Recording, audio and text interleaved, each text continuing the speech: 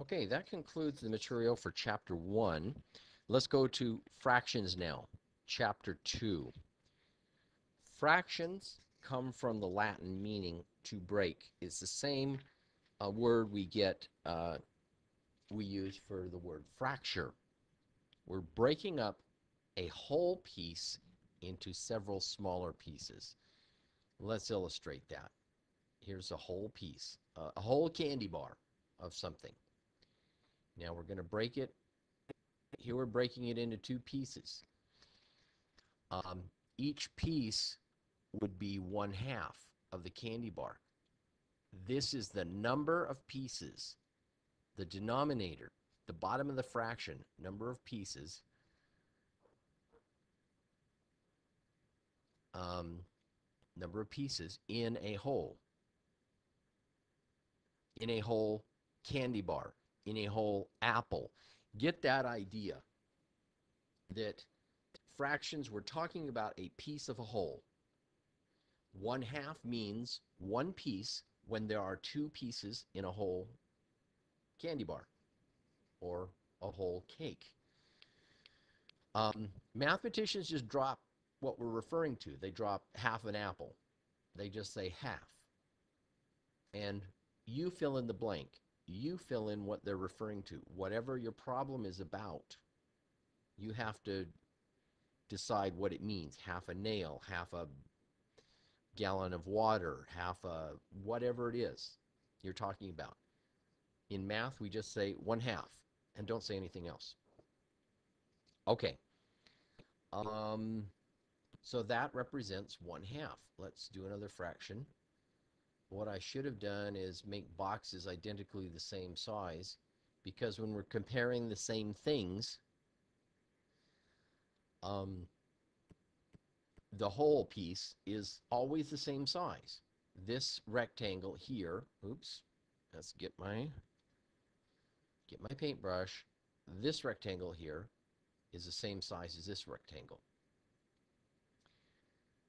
And I'll copy that second rectangle just so I can have it. Computer technology is wonderful, so I can just paste it and I can get more copies of the same thing. Let's divide it into thirds. Okay. There's 1/3. This much stuff is 2/3. We've shaded two pieces when there are three pieces in a whole candy bar. We're shaded two pieces when there's three pieces in a whole. Let's go back up to our 1/2. We already shaded 1/2. What if we shade the second half? How much is that? We've already seen this when we talked about division. Any number divided by itself is 1. We have two pieces when there are two pieces in a whole.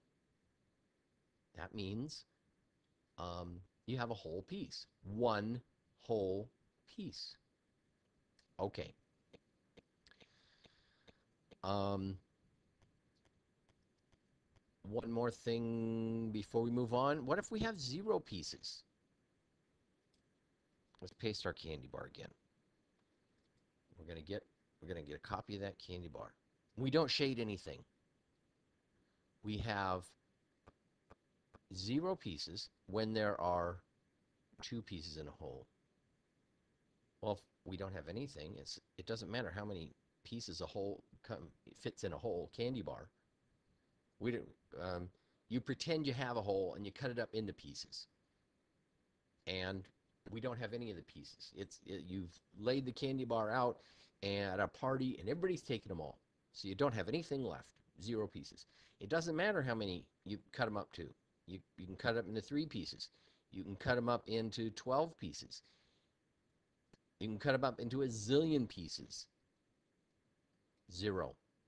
Identically equal to 0. 0 divided by 2, 0 divided by 3, and so on is 0. Remember, when you divide something by 0, it's undefined. But when you have 0 divided by something, that equals 0.